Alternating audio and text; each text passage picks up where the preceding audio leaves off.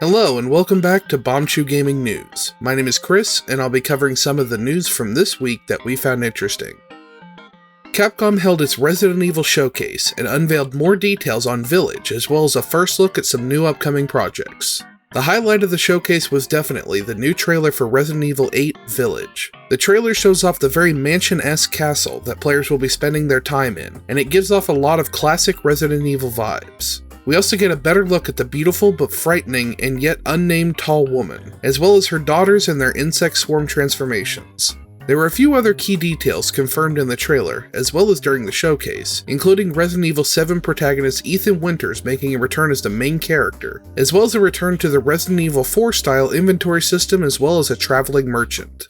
Capcom also showed off some of the digital and physical goods that will come with the different available editions of the game, as well as announcing that they will be bundling Resident Evil 7 with Village, for anyone who hasn't yet played 7. For PlayStation 5 owners, there's an exclusive demo currently available to download. The demo doesn't feature combat, and is more meant to show off the game's visual style and atmosphere, but if you're at all interested in Village and have the necessary console, definitely check it out. A more robust demo for PC and other consoles will be available later this spring.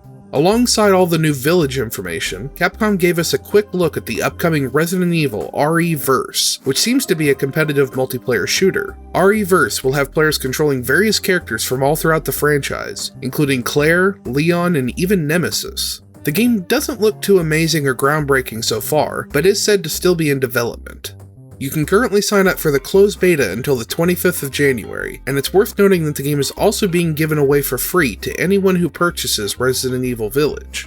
I never did play much of Resident Evil 7, as the game was just too nerve-wracking and scary for me, but I'd be lying if I said I wasn't still somehow excited for Village. The game is looking more and more interesting with each new reveal, and even if I never end up playing through it myself, I can't wait to see what mysteries players unfold inside that castle. Warner Bros. Has unveiled a first look at the upcoming Mortal Kombat Movie reboot. The plan to reboot the Mortal Kombat Movie franchise seems to have been going on for years, but now, it seems the movie is actually happening. Warner Bros. Revealed a series of images showcasing some fan-favorite characters, as well as the synopsis of the story. The pictures show Liu Kang, Kung Lao, Jax, Sonya, and Kano, as well as the still-human Sub-Zero in the middle of murdering also still-human Scorpion. We also get a look at the newcomer Cole Young, who seems to play a key role in the plot. While it's hard to tell how the movie will look in motion, the first look at the costumes and character designs is very promising. Characters are still identifiable at a quick glance, even if the costumes are changed slightly.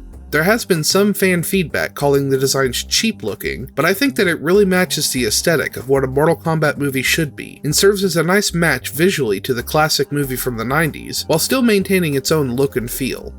The plot will revolve around characters having a mysterious birthmark shaped like the Mortal Kombat Dragon logo. All of the fighters, including newcomer Cole Young, have this birthmark, which seems to mark them as destined to compete in Mortal Kombat. The warriors are looked after by Lord Raiden, who seeks to protect as well as train them to compete against Outworld in the upcoming Mortal Kombat tournament. It all sounds pretty cheesy, and if I'm honest, it looks pretty cheesy as well, but I can't help getting excited at the prospect of a new Mortal Kombat movie. Mortal Kombat is set to release in theaters and on HBO Max this April.